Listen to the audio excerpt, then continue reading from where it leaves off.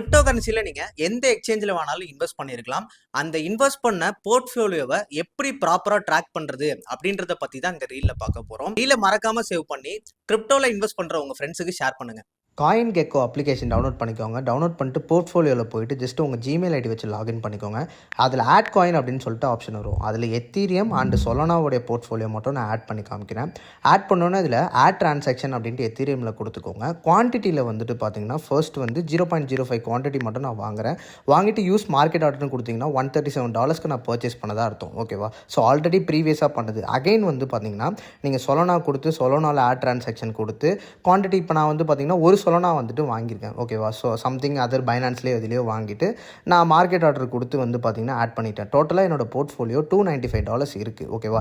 இப்போ மற்ற எக்ஸ்சேஞ்சில் நீங்கள் கலந்து வாங்கியிருப்பீங்க, ரைட்டா? வாங்கியிருந்தாலுமே இதில் ஆட் பண்ணிட்டீங்கன்னா இதில் ஈஸியாக எல்லா போர்ட்ஃபோலியோவும் ஒரே இடத்துல ஈஸியாக நம்மளால் பார்த்துக்க முடியும். இது மாதிரி கிரிப்டோ பத்தி தெரிஞ்சுக்க மறக்காம ஃபாலோ பண்ணிக்கோங்க.